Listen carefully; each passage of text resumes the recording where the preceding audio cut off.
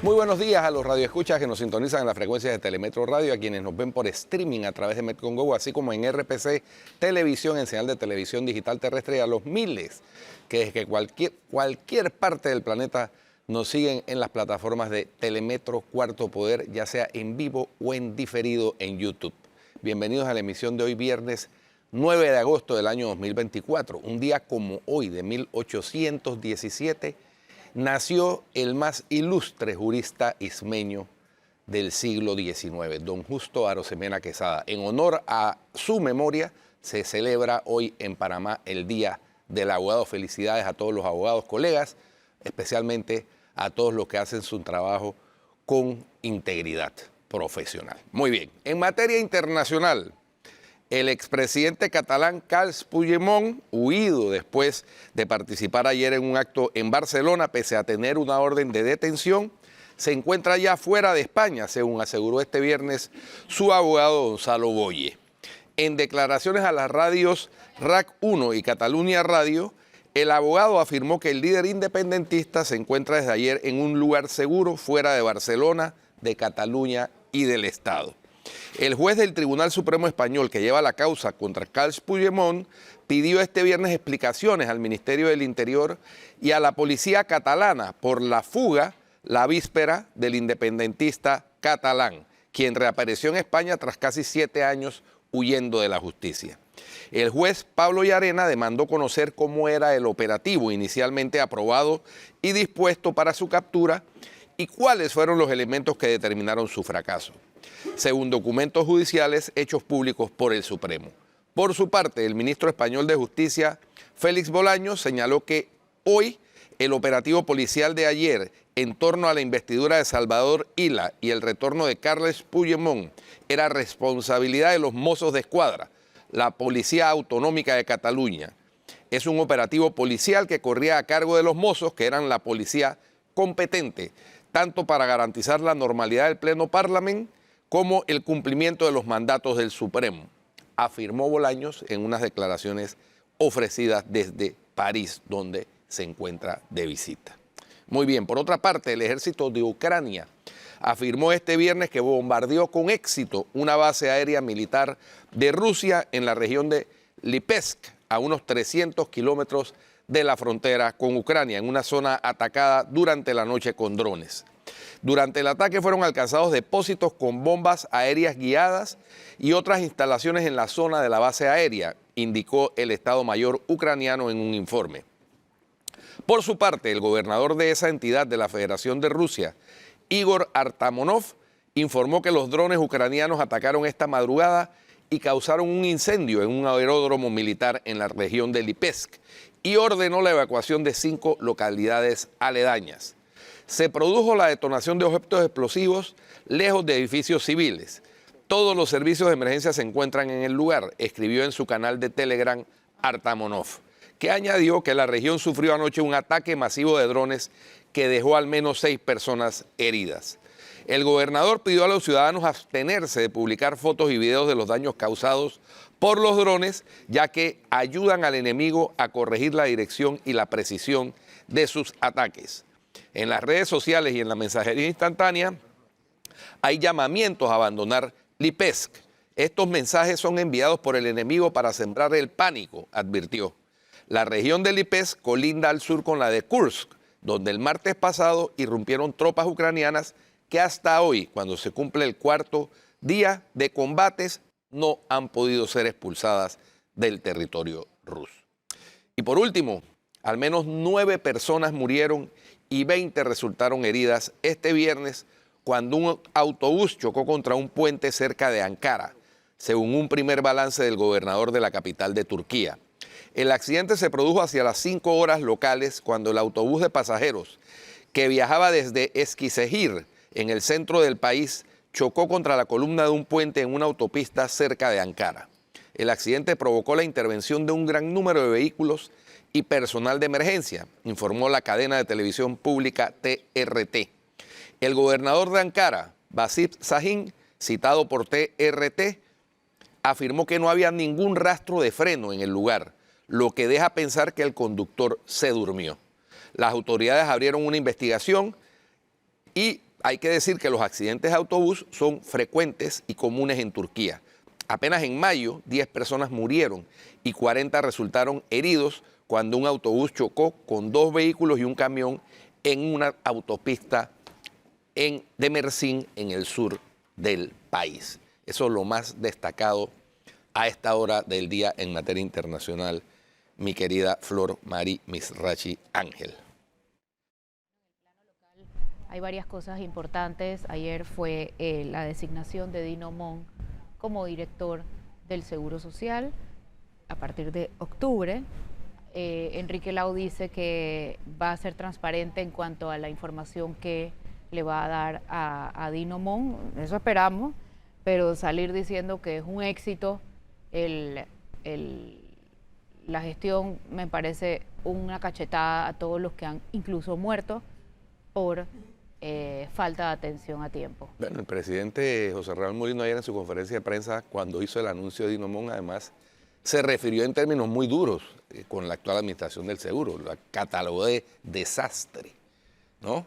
Y porque varias de las preguntas que se hicieron en la conferencia de prensa giraron en torno al tema de la mala atención, y él se hizo referencia a que había visto en noticias no dijo, pero fue en el noticiero de Telemetro, del tema con el asunto de la policlínica JJ Vallarino el otro día, Flor, donde miles de personas hacían fila desde las 4 de la mañana para tratar de obtener una cita, y como el sistema está caído, pues eso prácticamente colapsó, y la mala atención al asegurado, que además prepaga el servicio que debe recibir, ha sido la característica en los últimos años.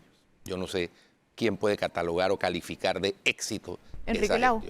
Bueno. Enrique Lau, definitivamente. Oye. Él puede. Otro tema. Los auxilios económicos. Los auxilios económicos. Ahí yo estuve revisando, Flor, son 26.360 las personas que están en ese listado. Más de 300 millones destinados Entonces, yo no sé, ahí en esa lista tiene que haber gente que sí merecía recibir un auxilio económico. Pues, seguramente. Por supuesto. Pero hay algunos que evidentemente no lo requerían.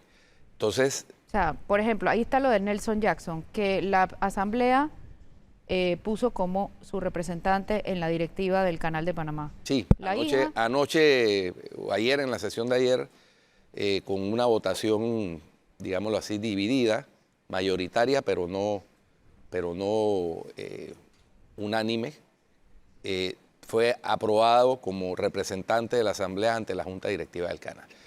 Nelson Jackson, independientemente de cuál haya sido la maniobra política, la pregunta que nos deberíamos hacer es si tiene los méritos. Si reúne los requisitos mínimos para ser el representante ante la entidad más importante del Estado panameño, representante de la Asamblea ante la entidad, en la Junta Directiva de la entidad más importante del Estado panameño, que maneja el activo más clave desde el punto de vista estratégico, comercial, logístico, etcétera, del Estado panameño.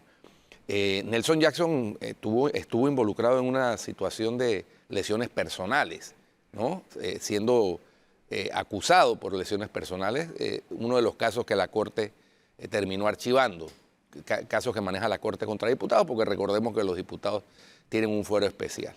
Y bueno, aparte de eso, su trayectoria política ha sido últimamente caracterizada por el transfugismo. Así que... ¿Él está con RM ahora? Ahora está con RM, exactamente. Entonces, sí, él tiene una trayectoria política, eso sí, es indiscutible. Fue 3 veces alcalde de Portobelo y creo que lleva 3 periodos en la Asamblea con este. Pero eso no es suficiente para ser representante ante la Junta Directiva del Canal. Entonces, bien por los que se opusieron, que fue la bancada de Vamos más la bancada de Moca, añadida a la diputada de Chorrera, y hubo 3 abstenciones. La del PP. Sí. Hugo Enrique. ¿Qué tal? Buenos días. Buen día. A ambos. Reunían los requisitos, los establecidos por ley, sí. ¿Se hizo bien? No. Y ahí es donde está el detalle, como decía el filósofo Cantinflas. Porque si realmente la Asamblea está comprometida a mejorar su imagen, sí, y el reglamento les permite no nombrar solamente a diputados, sino a quien ellos puedan elegir para representar para bien a la Asamblea, para mejorar su imagen. Ellos pudieron elegir ¿cuántos? Hay más de 1 millón de panameños que pueden jugar ese papel sin ser, y a ojo de buen cubero, sin ser miembros de la Asamblea Legislativa. Además, también el hecho de que haya sido de ya para allá, eso también deja mal a la Asamblea. Y todos aspiramos a tener una mejor Asamblea. Hombre, la aplanadora tiene los votos suficientes para pasarlo. Oiga, hagan la convocatoria, que sea 2, 3 días o una semana, pero que la gente llegue. Pues, que disimulen. Claro, el tema de la apariencia, es que no solamente ser, sino parecer, por lo menos, ¿no? Creo que ahí es donde también se falló. Ahora, requisitos lo cumplía, pero lo demás, o sea, lo que se hizo con la derecha se dañó con la izquierda, o lo que se hizo con las manos se desbarató con los pies. Pero bueno, más que requisitos son los méritos. O sea, ¿dónde están los méritos de él para eso? ¿O que cualquiera puede hacerlo? No, ahí establece cuáles son. Por eso, pero son bastante mínimos. Sí, son mínimos, son básicos. Y él reúne los mínimos y básicos. Históricamente se ha puesto gente con capacidad, eso ha cambiado. Bueno, la Asamblea ahí ha tenido a, Elías que yo Castillo haga fue el memoria, último. a Elías Castillo. No, Elías Castillo, el último fue Roberto Ábrego. También. Sí, exactamente. Después vino Roberto Ábrego. Es decir, ellos por lo general se han Se ponen a ellos inclinado. mismos. Y eso sí, no tiene que ser un diputado. Pero lo que ellos no miden, claro, eso lo acabo de decir. El tema es que no miden que lo que acaban de vivir en las urnas se debe a una suma de muchos errores. Este es uno de ellos. Oye. Ellos bien pudieron elegir qué sé yo, una figura prestante, no sé, entre las diferentes profesiones, que tuviese una buena imagen y que hablara bien de la Asamblea. Ese desprendimiento y ese buscar en otra persona, en otra figura, a alguien que apalancara ese deseo de cambio que se expresa, creo que habría dicho mucho más de la Asamblea. Más allá de personalizarlo en sí, lo reúne. ¿Tienen los votos? Los tienen. Son hechos que ya hemos debatido aquí. ¿Que son requisitos mínimos? Bueno, lamentablemente son los requisitos que están allí.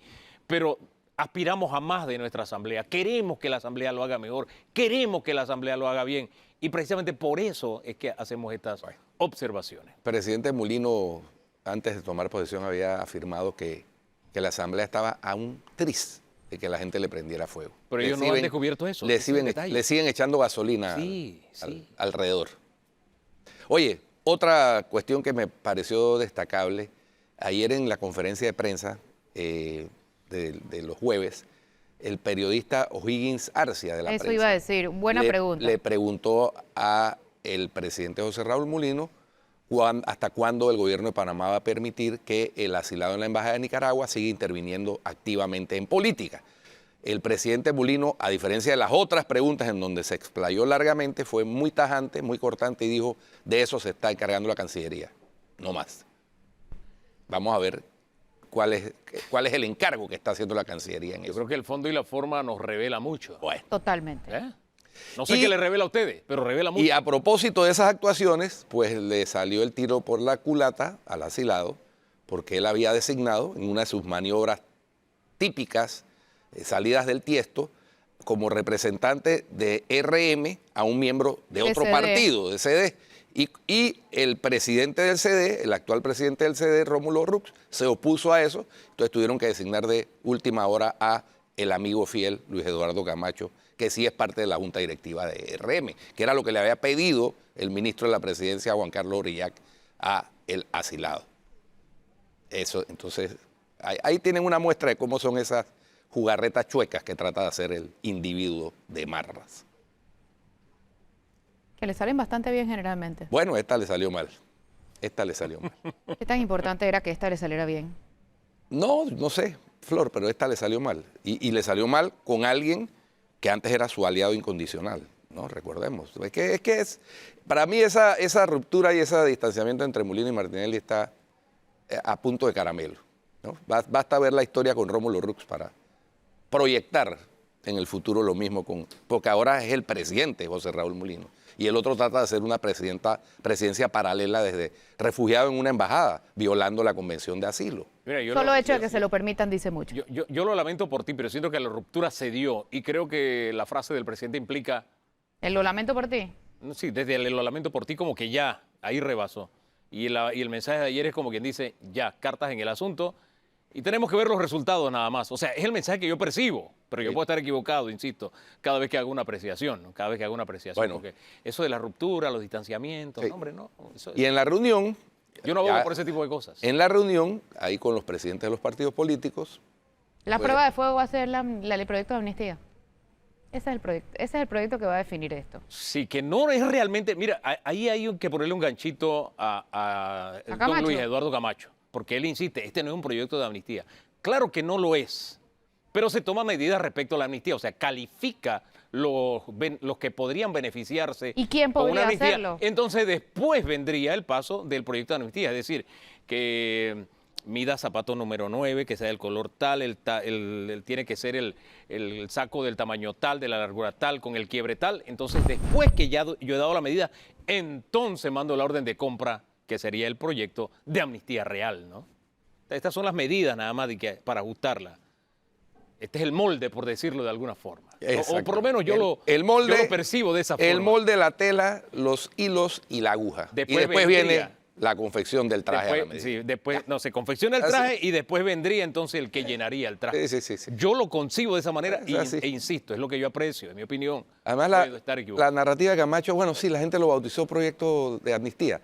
No es que otorga amnistía, pero hubiera podido bautizarlo proyecto de indulto, proyecto de revisión. ¿O lo que proyecto sea. Martinelli? Es Como proyecto algunos lo han llamado, Martinelli. algunos lo han llamado así. Proyecto Martinelli, así es. Es irrelevante. Entonces Camacho trata de hacer una narrativa en torno a eso para llamarle mentirosos a los que señalamos que no estamos de acuerdo con eso, porque altera el orden institucional, altera una trayectoria de siglos de doctrina en torno a los indultos y a las amnistías, y echa mano de una serie de cosas que violan la Constitución flagrantemente. Oye, y también Listo. anuncio del presidente de la República ayer, tomó la decisión que aquí se pidió, en muchos espacios se pidió, que yo en lo personal exigía a través del paso de los meses que se conociera la lista de beneficiarios de los auxilios económicos.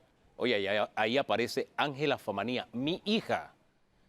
Quiero decirles, y se lo digo así tajantemente, mi hija no ha sido beneficiada, no ha recibido un solo centavo de esos auxilios económicos y aparece en esta lista por mera negligencia del Instituto para la Formación y Aprovechamiento de los Recursos Humanos. Debieron haberse tomado la tarea de haber hecho la tarea de hacer lo que deben hacer con una lista de este tipo en vez de estar embarrando gente que no tiene nada que ver con este asunto. Pero ella nunca Se lo dejo recibió hasta nada. allí. Ella nunca recibió nada. Si quiere le cuento la historia rapidito, en menos de un minuto, porque yo los documentos los cargo aquí. Mira, Berta Burgos, con fecha 13 de octubre, inicia un trámite con una petición a el señor Bernardo Meneses solicitando beca parcial o préstamo a beneficio, ahí está, con la fecha de Ángela Berta Burgos Famanía. es tu esposa. Exactamente. En noviembre de 2021, sin haber recibido absolutamente a costa nuestra, tanto la matrícula como sus estudios en España, como la estadía en España, fueron pagados por nosotros. Es decir, Berta y yo. El 12 de abril de 2022 le da el visto bueno la Contraloría a esa petición que, como cualquier mortal, hizo que Berta pasara días bajo el sol, haciendo fila, etcétera, para que se cumpliera este trámite. Salió aprobado por Contraloría en abril. Nuestros fondos no daban para sostenerla más porque nuestros cálculos es que si conseguíamos el préstamo, se obtuviera por lo menos a principios del siguiente año. Por razones familiares, decidimos apoyarla creyendo en que podíamos lograr el préstamo. Todos los documentos que firmó Berta Burgos era o como representante legal de una mayor de edad y también como corresponsable. Y para nosotros estaba firmando un préstamo, porque era lo que habíamos pedido. Sin embargo, en junio 14 del 2022, antes que estallara todo este embrollo de los auxilios económicos, mi hija renuncia a esa petición, que ya había salido aprobada por Contraloría, pero que no habíamos recibido absolutamente nada. Renuncia, y yo le dije, ponga en la carta por qué está renunciando. Y ahí dice que primero agradece lo demás y da las razones. Entre las razones que dice, y para mí lo más importante, que no había logrado las notas que se comprometía a tener. Y dije que lo hiciera constar en esa nota que envió a Bernardo Meneses, que está aquí con la fecha 14 de junio.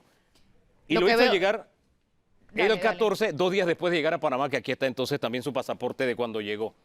Cuando se da el trámite de que ella renuncia a la universidad, a seguir estudiando, y renuncia a este beneficio, nos enteramos de que sí, el IFARU había enviado dinero. Y sin saber, y antes de todo este escándalo, enseguida Berta comenzó a hacer los trámites para que se devolviera ese dinero porque estaban pagando semestres que ella no iba a utilizar porque ya no estaba en esa universidad. Aquí hay una serie de correos electrónicos, te voy a leer uno nada más, dice, respetada Lucía, que es la encargada allá en la universidad, dice: considero que han pasado muchos meses desde mi primera solicitud para la devolución de los dineros pagados para el año 2023 de Ángela Famanía, o sea, cubriendo un estudio que no se iba a realizar. Y la respuesta, después de muchos correos, fue que... ¿Esto cuándo fue? Esto es en 2023. Este último tiene 12 de septiembre del 2022, perdón.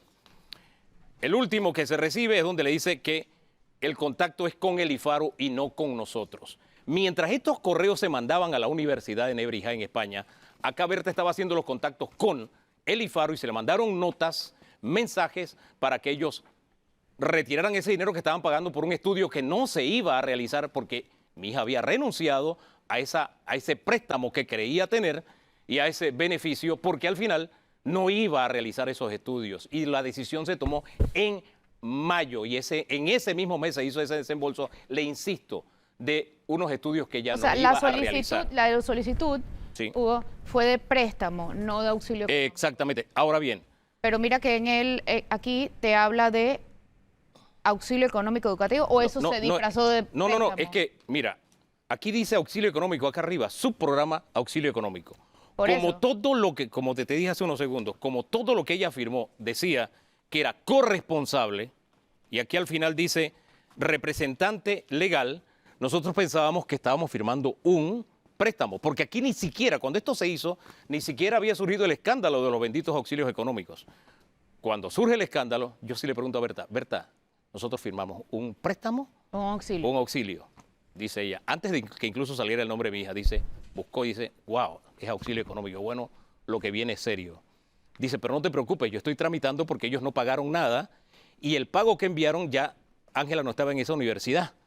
Entonces, todos esos trámites se hicieron, lo hicimos en lo personal, tratamos de hacerlo con el IFARU para que recuperara el dinero que ellos pagaron sin que se estuviera estudiando y la negligencia del IFARU es que nunca cobraron aparentemente ese dinero o está equivocada esa lista. Hoy Berta está tratando de investigar cuáles de las dos posibilidades es. Así que le insisto, mi hija no recibió ni un solo centavo, ni fue beneficiada con absolutamente nada y su estadía en España fue cubierta por nosotros con nuestros recursos y renunció a lo que creíamos era un préstamo porque como dice la nota de renuncia, da muchas razones, pero la principal para nosotros, y les dijimos que lo dijera allí, no había logrado las metas académicas que ella se había comprometido con nosotros a alcanzar, que es un asunto familiar, y para nosotros era lo más grave. Muy Lo bien. dejo hasta allí.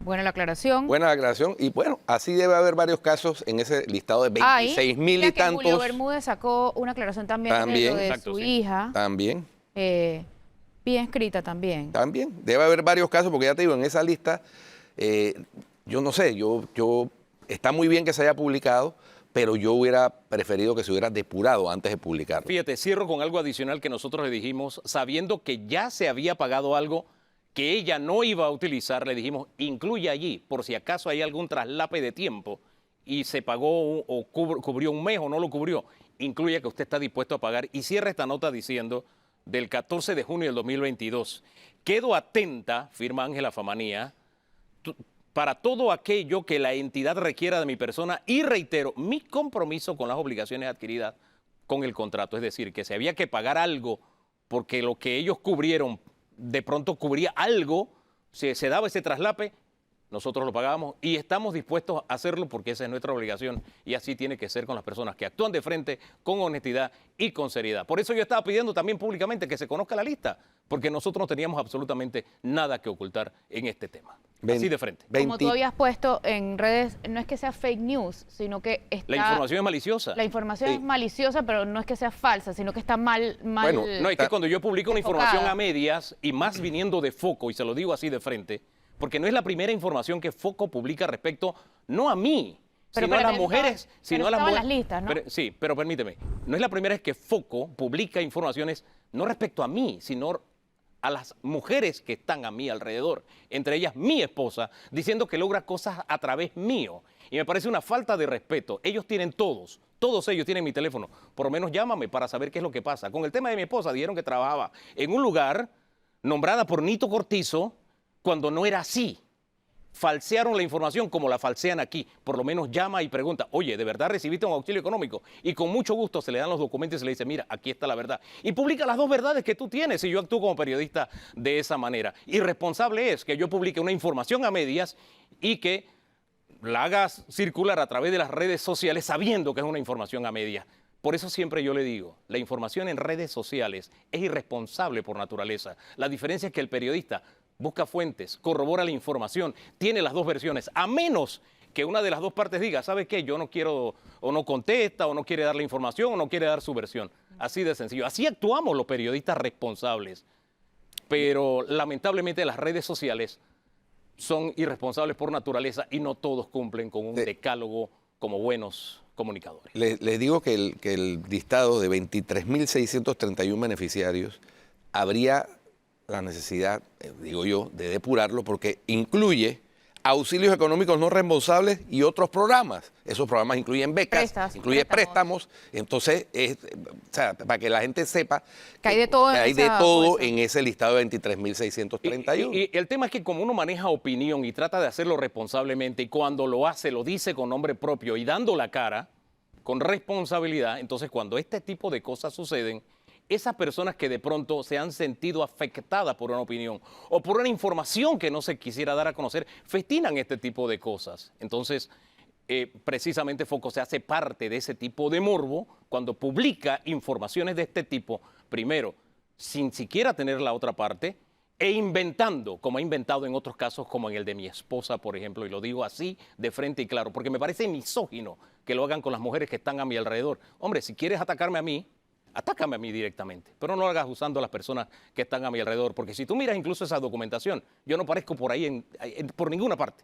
¿Por qué? Precisamente porque uno trata de actuar por el centro del camino. No es que no nos equivocamos, no es que no cometemos errores, sí los cometemos, pero en este tipo de cosas hay que ser medianamente serio y medianamente responsables y se los digo de frente. Bueno. Alifaru también. No, y el IFARU es lo peor. ¿Cómo es que tú depositas donde no pagas? Se te dice, oye, estás pagando por un servicio que no vamos a recibir y tú no mueves un lápiz, porque si esto aparece ahí, la lógica me dice, hoy Berta va a averiguar qué es lo que pasó, la lógica me dice que es que ellos pagaron y se desentendieron. Se desentendieron. ¿Sí? Entonces me quedo pensando si no solamente desembolsaron eso, sino si pagaron otros trimestres sabiendo ya de antemano que la supuesta beneficiaria ya no estaba en ese centro de estudio. Por eso te digo, negligencia total, mayúscula cerrada, subrayado y en negrita del IFARU, del manejo de cosas como esta, de asuntos como estos que deben ser manejados con seriedad, porque al final esto se paga con dinero de todos. Claro. Con dinero de todos, y el dinero de todos hay que respetarlo. Antes de la administración de Bernardo Meneses, y lo digo con conocimiento de causa, el IFARU para desembolsar tú tenías que presentar las notas, los créditos, si estudiaban en un idioma, en una universidad con un idioma distinto, con una traducción oficial, además, certificada por Mira, aquí hubo que presentar hasta tipaje de sangre para todo este tipo de trámites. O sea, y si no, no te desembolsaban ni un centavo, si no presentabas. Entonces tú haces un desembolso sin chequear cómo están las notas, sin absolutamente nada, si el estudiante está en ese centro de estudios, y absolutamente nada. No, eso es totalmente irresponsable. Negligencia total en administración pública. Bueno, vamos al cambio y regresamos con el segundo bloque de Cuarto Poder.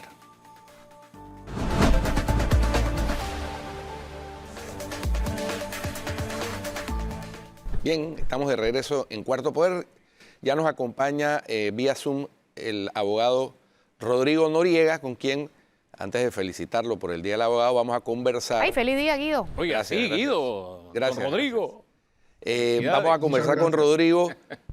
Rodrigo, quisiéramos saber tu opinión sobre varias cosas, ¿no? Pero primero, la designación de Nelson Jackson Palma como representante de la Asamblea ante la Junta Directiva de la Autoridad del Canal, que finalmente se formalizó el día de ayer. Bien, feliz día a los abogados y abogadas de Panamá que escuchan este programa. Feliz día a Hugo y a Flor, por supuesto, porque es un día maravilloso. Bien, mire, yo creo que es una designación que corresponde a dos lógicas. La primera lógica es que la mayoría de los diputados que tienen que ver con la cuenca del canal son relativamente pocos. No es toda la asamblea que tiene que ver con la cuenca del canal, son los diputados de Panamá, Panamá Oeste y Colombia. Bien. La provincia de Panamá está dominada por diputados de Vamos. La provincia de Panamá Oeste está más o menos pareja, pero hay diputados allí que no son necesariamente la coalición mayoritaria, y escogieron un diputado que era de RM, pero no cualquier diputado de RM, escogieron un diputado minero de RM. Y esto tiene una importancia suprema en este momento, que la autoridad del Canal de Panamá acabó realmente hace apenas 2 meses de recuperar la competencia sobre la competencia de la jurisdicción sobre la cuenca de Río Indio. Así que como para evitar, quizás evitar sospechas, la Asamblea Nacional debió tomar eso en cuenta, a menos que esa sea una de las intenciones, ¿no? Garantizar ese tema. Segundo, yo he sostenido desde los tiempos de Elías Castillo que nombrar un diputado en la Junta Directiva del Canal viola la Constitución, porque esa no era la intención del título constitucional. Estuve leyendo recientemente los antecedentes del título. Era que la Asamblea iba a designar un representante, una representante del órgano legislativo, no necesariamente un diputado o diputada. Esa no era la intención del título. Pero bueno, tenemos ya prácticamente 15 años en esa práctica de estar designando diputados a la Junta Directiva del Canal, con todas las prebendas, con todo lo que esto implica. Y realmente eso no sirve para mejorar las relaciones entre el Canal y la Asamblea Nacional. Lo hemos visto, lo que pasó con el diputado Benicio Robinson en un momento dado, que le quiso cambiar el presupuesto al Canal para que le diera más fondos a la Asamblea. Y hemos visto roces en tiempos recientes entre el Canal y la Asamblea. Entonces, ¿para qué tienen un diputado en la Junta Directiva del Canal? Así que no creo que llegue allí Jackson para proteger realmente los intereses de los panameños. Creo que llega por fines muy específicos. En otro tema, Rodrigo, ayer el presidente en su conferencia de prensa anunció la designación de Dino Mon como nuevo director del Seguro Social y se refirió también de una manera muy cortante y tajante al periodista de la prensa O'Higgins Arcia cuando le preguntó hasta cuándo Panamá va a seguir permitiendo que el asilado en la Embajada de Nicaragua siga haciendo política desde ahí, violando la Convención de Asilo. ¿Tu opinión sobre los dos temas? Bien, Dino Mon, para Panamá es un privilegio que una persona como Dino Mon quiera ser director de la Caja de Seguro Social. Dino Mon tiene más o menos una década, creo que es el gobierno de Varela, de estarse postulando, de estarse ofreciendo, porque esto va a ser un sacrificio. Vamos a reconocerlo como tal. Esto va a ser un sacrificio para él. Nadie sale feliz de ser director o directora de la Caja de Seguro Social. Es una persona que lleva su prestigio personal, su larga historial como actuario y especialista del tema fundamental de la Caja de Seguro Social, que es el manejo de pensiones, pues trae mucha luz al tema. Y debemos entender algo: no hay soluciones mágicas al problema del Fondo de Invalidez, Vejez y Muerte. Los últimos 3 gobiernos botaron a la basura el recurso más importante que tenía la Caja Social, que era el tiempo para poder actuar. Lo que tiene que hacerse hoy en día va a ser drástico y va a tener que tocar todos los ámbitos: paramétricas, cuotas, asignaciones del Estado, en fin, porque no hay, la escala del problema es tal que no hay una solución única al problema de la Caja Social. Respecto a lo otro, lo de la pregunta de O'Higgins, que es una pregunta que todos nos hacíamos, me parece válida la respuesta, pero es totalmente contradictoria con el comportamiento del Ministerio de la Presidencia, que le manda una carta al asilado, se la manda al partido diciéndole: usted como presidente del partido, por favor designe un representante a esta reunión de partidos políticos. Para empezar, el Ministerio de la Presidencia no debió jamás remitirle una carta a él, debió remitírsela al vicepresidente o vicepresidenta del partido y decirle: mire, ustedes tienen derecho a nombrar una persona a esta reunión, cambien fuera, listo. Así que el propio gobierno tiene que enseriarse en sus actuaciones con respecto al señor Martinelli, que obviamente ya tiene 6 meses en esta situación. 7 de agosto cumplió los 6 meses. Es muy vamos, uno que habla con los diplomáticos de otros países, da mucha vergüenza esta situación. Se están violando de canto a canto todas las convenciones de asilo, todas las convenciones de relaciones diplomáticas, la Convención de Viena de Relaciones Diplomáticas, la Convención de Montevideo de Asilo Político, la Convención de Caracas de Asilo Político. Así que no sé, yo realmente en algún momento espero que esto se resuelva institucionalmente y apegado a la legalidad. Rodrigo, dale, adelante. No, sigue, Flor. Adelante, adelante. No, sigue. Oiga, don Rodrigo, no sé, a mí me da la impresión de que esa relación Molino-Martinelli está un poco lastimada. Lo digo, le doy algunos elementos, ¿no? Y no es que yo celebre que una relación entre dos personas se lastime, es doloroso. ¿Doloroso para quién? Porque las relaciones, mira, construir una relación no es fácil. ¿Pero relaciones de qué tipo? Es la relación de ellos No, dos, hombre, Martinelli, no. Molino, Molino, Martinelli. No sé, después de ser electo, el presidente no ha ido a ver al señor Martinelli allá. Es más, el día que lo entrevisté dijo, tengo la agenda apretada para ver si encuentro un tiempecito para visitarlo. No lo ha visitado. Han corrido las aguas hasta que llegó el punto de lo lamento por ti, que me pareció una frase tajante. Y ayer, con una sola frase, se deshizo del tema y como quien dice, ya eso no es asunto mío, ya eso yo lo delegué. Siento que esa relación está lastimada y no sé qué impacto político podría tener sabiendo que el poder de la embajada controla prácticamente dos bancadas en la Asamblea. Una la DRM y la otra CD. Yo no sé cómo lo ve usted. Sí, coincido contigo. En términos generales siento que la relación está lastimada, pero no está rota. La presidencia de la República está llena de fieles, de súbditos de RM. La Asamblea Nacional, la bancada que está dinamizando la Asamblea Nacional en el sentido de la agenda, va a ser la bancada de RM. Así que el presidente va a tener que interactuar con esa realidad. Del otro lado, y esto no es un secreto, pero del otro lado tenemos fuertes intereses de Panamá que tienen una inercia, un momentum contrario a los intereses del presidente Martinelli. Me refiero, por ejemplo, a los intereses del gobierno de Estados Unidos, por el cual este gobierno de José Raúl Molino se ha acercado mucho en el tema migratorio. Vemos la general Richardson, estuvo aquí recientemente. El gobierno de Molino está pidiendo a Estados Unidos que le manden dinero de las repatriaciones inmigrantes, etcétera, etcétera, etcétera, etcétera. Entonces, creo que Molino tiene que navegar muy delicadamente entre esas dos aguas.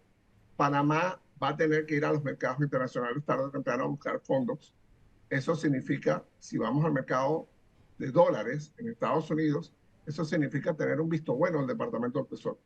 Y el Departamento del Tesoro no te va a dar un visto bueno tan alegremente si tú estás tomándote selfies con una persona que fue declarada corrupta por el gobierno de Estados Unidos. Entonces, creo que el señor Molino está midiendo realmente sus palabras y sus acciones.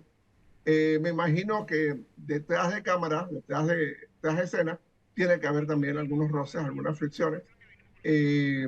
Para que Molino tenga éxito como presidente, tiene que ser su propio presidente. No puede ser copresidente con el señor de la Alameda, ni puede ser tampoco vicepresidente de facto del señor de la Alameda. El presidente electo es José Raúl Molino. José Raúl Molino está construyendo su propia legitimidad, su propio caudal político para tal fin. Creo que eso es lo único que puede garantizar la supervivencia de su gobierno. Y en eso de construir su legitimidad, dio un nuevo paso el presidente, después de hacer públicos también todos los documentos que tenían que ver con los consejos de gabinete en pandemia, etcétera. Ayer dio el visto bueno también para que se conociera el listado de los beneficiados por los auxilios económicos. Su punto de vista. Brevemente, por favor. Esto, Hugo, y yo escuché tu presentación y coincido contigo, hay un detalle burocrático. Bien, muchas personas que fueron a buscar becas, que fueron a buscar préstamos al IFARU, le dijeron, se acabaron los fondos de las becas, se acabaron los fondos de los préstamos, pero hay fondos de la partida de auxilio económico. Entonces, por eso es que vas a ver algunos becados en la partida de auxilios económicos y alguna gente que fue a pedir préstamos en la partida de auxilios económicos. Más allá de la malicia, hay ese tema burocrático. ¿Qué sucede? Tenemos que tomar en cuenta que el presidente de la República está cumpliendo simplemente una obligación legal. Ojo, esta no es una, digamos, una Sí. prerrogativa del presidente escoger con qué ley o no cumplir. Él está cumpliendo con la ley. Sí. El gobierno pasado incumplió la ley, pero él está cumpliendo con la ley. Okay. Segundo, yo estuve revisando, por supuesto, como todo Panamá, estuve revisando el Excel de los auxilios económicos, pero el Excel solo incluye hasta el gobierno de Varela. Entonces, bueno, si vamos a ser transparentes, vamos a echar todo. Vámonos con Sansón y los filisteos, ¿no? Vamos a incluir el gobierno de Martinelli también. Entonces, ahí hay un tema, ¿no? Segundo, la mejor forma de ocultar algo es ponerlo a la vista de todos. Sin duda. Y creo que ahí están mezclando nombres, ahí están mezclándose cosas. Mi instinto fue, bueno, voy a organizar la planilla de acuerdo con el monto. No se puede hacer, porque hay algunos montos que están con coma, otros con punto y otros que no tienen ni coma ni punto. Entonces, bueno, esos son detalles menores, pero Claro. el tema es que la transparencia es una obligación, no es una prerrogativa del presidente de la República. Y qué bien que actúe en esa dirección. Gracias, don Rodrigo, por acompañarnos esta mañana. Rodrigo Noriega, abogado y analista. Vamos a un cambio y regresamos con la parte final del programa y un Oiga. invitado que viene con una denuncia muy delicada. Delicadísimo. Bueno.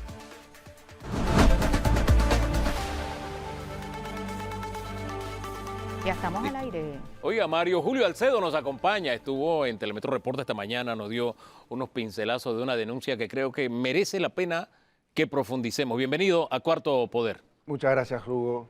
Muchas gracias, Flor, Guido. Yo quiero comenzar yendo directo y a lo yugular. Usted denunció que hay invasiones que se estaban dando promovidas por figuras políticas. Vamos a dónde se dio a conocer. Esto fue una reunión política.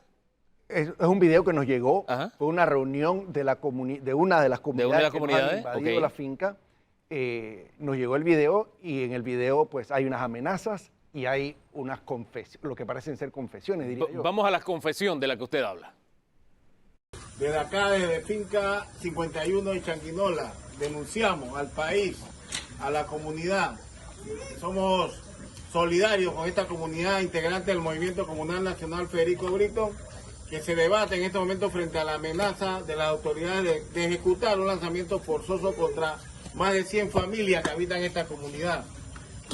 En el gobierno pasado adelantaron trámites de legalización, fueron objeto de medición de polígono, de visita de la Autoridad Nacional de Tierra, Administración de Tierra, del Ministerio de Vivienda, entre otras. De jefes de campaña de Benicio Robinson que vinieron a decirle que por ser un corregimiento nuevo, había que poblarlo con toda confianza, iban a tener respaldo en la legalización. Pareciera ser que han sido objeto del engaño de las promesas políticas. Ahí está la denuncia con nombre y apellido, de parte de quién y cuál era el propósito. Oye, como es un corregimiento nuevo, había que poblarlo. Había que poblar el Qué barbaridad. corregimiento. Y lo poblaban invadiendo su propiedad, Así es. entre otras. Así es. El caballero que aparece en ese video hace referencia a una orden de lanzamiento. Ajá. Esa orden de lanzamiento se refiere a una de las fincas nuestras invadidas, uno de los terrenos invadidos. Es una acción que hemos venido promoviendo desde el año 2018.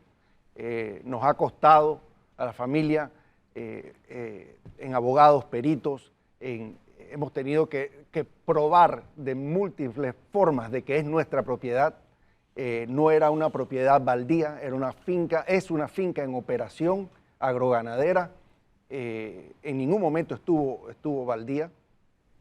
Tuvimos cuatrerismo en esa invasión. En esa invasión nos mataron una vaca. En las siguientes invasiones nos mataron 2 o 3 más. Entonces, lo que sospechábamos por mucho tiempo de que había alguna agenda política paralela y lo que preveía que las autoridades no actuaran, aun cuando estaban todos los casos legales presentados ante juzgado agrario, juzgado... esa es la de las Torres, los Torres. Sí, eso que tenemos en pantalla es el desalojo que se dio a inicio de esta administración. Creo que fue la primera semana de gobierno. Así es, así es. Y nuevamente aplaudimos la gestión de la Policía Nacional y de los juzgados de paz, que es lo que estamos buscando también nosotros, que se actúe en paz, que se logre hacer un desalojo sostenible. Para poder hacerlo sostenible necesitamos que el Estado, el gobierno, atienda a una problemática social en la provincia, que es real, no la negamos, pero no puede ser solventada a través de invasiones. Pero no perdamos de vista la denuncia delicada que se hace trayendo usted esta evidencia porque supuestamente habría quien movía los hilos del poder, precisamente sería un diputado, y eso no es cualquier cosa. Y uno suma, 1 más 1 son 2, ¿no? Espérate, si pasaste todo un gobierno y la justicia no actuaba, y no es cualquier diputado el que se cita allí, uno tiene el derecho a pensar que existe la posibilidad de que sea cierto, ¿no? Hay que presumir la inocencia, partamos por ahí, ¿no? Eso es cierto, es un principio. Pero hay una denuncia de la que uno viene oyendo, pero verla en un video, con nombre y apellido, y señalando a más de una persona, uno dice, espérate, además con el sentido de que aquí siempre hemos denunciado esas leyes que pasaron creando nuevos corregimientos allá en esas latitudes de Bocas del Toro, uno dice, por lo menos tiene lógica. Claro. Por lo menos. Es que uno de los señalamientos, cada vez que se iba a crear uno de esos corregimientos era, oye, no cumplen los requisitos mínimos que exige la ley de población. Entonces ahí vemos por qué hace lógica toda la conclusión a la que estamos llegando. Uno como que arma el rompecabezas, ¿no? Dice, bueno, para llenar el requisito vamos a invadir las fincas, pues. Sí, pero y usted que es abogado, nosotros traemos a colación este video porque nos llega a través de las redes en Changuinola, y también porque nos sentimos amenazados. En el video hay amenazas, ojo, hay amenazas contra los que estamos promoviendo que se actúe en ley. Entonces, necesitamos pues que se busque esa paz social, que se busque, más allá de la parte política, que se busque solucionar un problema real. No, pero es que la parte política también hay que enderezarla, y son las lecturas que los políticos deben tener, que ese tipo de actuaciones lo pagan en las urnas. Claro. Por eso es que hay una ciudadanía molesta con la Asamblea, por ejemplo, y cuando digo molesta uso una frase, una palabra diplomática, porque no es molesta, precisamente por este tipo de actuaciones, de ser cierto lo que denuncia este caballero, ¿no? Ahora, las autoridades tienen la obligación de actuar en defensa y protección de la vida, honra y bienes de los nacionales y los habitantes de la República. Y eso aparentemente no era lo que estaba sucediendo hasta que hubo cambio de administración. Entre los invasores, en las fincas nuestras y en otras fincas en Changuinola o en la provincia de Bocas del Toro, hay profesores, maestros nombrados en el Ministerio de Educación. Hay la hija del juez de paz que nos tocó el caso en el 2018, era una de las invasoras. ¿En serio? Por eso no Qué actuaban. barbaridad. Por eso no actuaban. Hay el abanico de personas y personalidades que participan de este tipo de actividades es monstruoso. Y el daño que le hacen a la provincia, Hugo, es monstruoso. Nosotros estuvimos en un proceso ¿cómo le llaman? Diligencia debida, con una empresa muy grande transnacional que quería invertir en la provincia. Y todo se cayó por este tema de las invasiones. Ahora, hay un problema de necesidad de vivienda que el Estado tiene que enfrentar. Claro. Esa es una realidad. Pero eso no da pie a que yo invada propiedad privada. Yo tengo, por ejemplo, el derecho a la salud. Yo tengo el derecho a la salud. Pero eso no implica que yo puedo llegar a una farmacia, meterme y coger el medicamento que yo quiera. Que necesitas, ni siquiera. El que yo quiera, porque si yo paso y veo fincas, esa es la que quiero, ahí es donde me voy a meter.